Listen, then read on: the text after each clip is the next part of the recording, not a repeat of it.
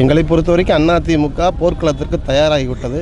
எங்களுடைய எடப்பாடியார் எல்லா வகையான பணிகளையும் சிறப்பாக செய்து எதிர்க்கட்சியை எந்தெந்த அளவுக்கு இட்டு காமிக்க வேண்டுமோ தொடர்ந்து குறைகளை சுட்டி காமிக்க வேண்டும். அது குறைகளெல்லாம் சுட்டி காண்பித்து மிகப்பெரிய மக்கள் வரவேற்கக்கூடிய அளவுக்கு சுட்டி காண்பித்து கொண்டிருக்கிறார்.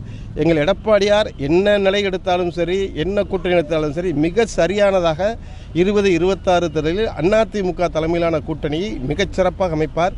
அது எந்த கூட்டணி என்பது எங்களுடைய மாண்பு அருமையண்ணன் எடப்பாடியார் அதை முடிவெடுத்து அதை வெற்றியும் ஈட்டுவார்.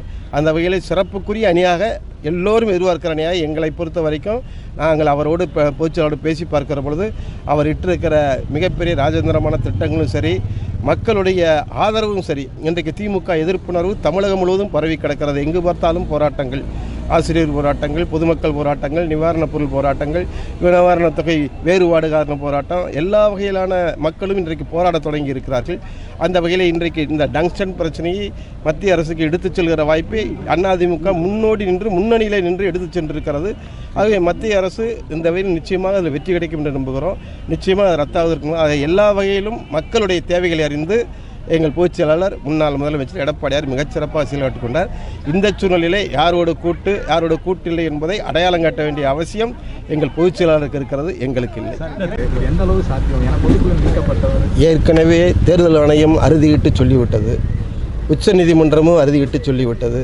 பொதுச் செயலாளர் எடப்பாடியார் தான் அவருக்கு மேலும் மேலும் பல பேர் மனு கொடுப்பதற்காக அந்த மனுக்களை பரிசீலனை எடுத்துக்கொள்ளும் போது சில உயர்நீதிமன்றம், உச்சநீதிமன்றங்கள் சில நேரம் அந்த மூத்த வழக்கறிஞர்கள் கொடுக்கிற காரணத்தால் அதில் ஏதோ கருத்து இருக்கும் என்ற அடிப்படையிலே அவர்கள் இது போன்ற பரிசீலனைக்கு எடுத்துக்கொள்வது இயற்கை வாடிக்கை.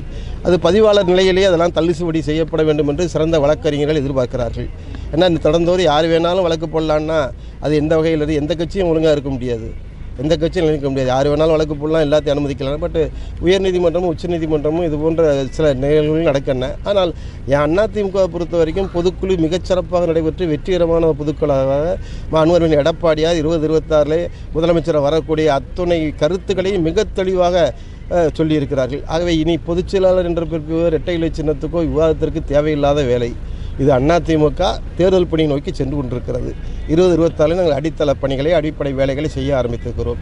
எங்களுக்கு உற்ற துணையாக எந்த கூட்டணி இருக்கிறதோ இல்லையோ, இன்றைக்கு தமிழக மக்கள் திமுக செய்கிற தவறுகளை சுட்டி காக்கிற போது, சட்டம் ஒழுங்கு கெட்டுக்கெடுக்கிற சூழ்நிலை, வெள்ள நிவாரணத்தை முறையாக கடைபிடிக்காத சூழ்நிலை, விலைவாசி உயர்ந்திருக்கிற காரணத்தினாலே இதுவே அதிமுகவுக்கு மிகப்பெரிய கூட்டணி. பாதகம் செய்பவரை கண்டால் நாம் பயங்கொள்ளலாகாது பாப்பா, மோதி மிதித்து விடு பாப்பா, அவர் முகத்தில் உமிழ்ந்து விடு பாப்பா.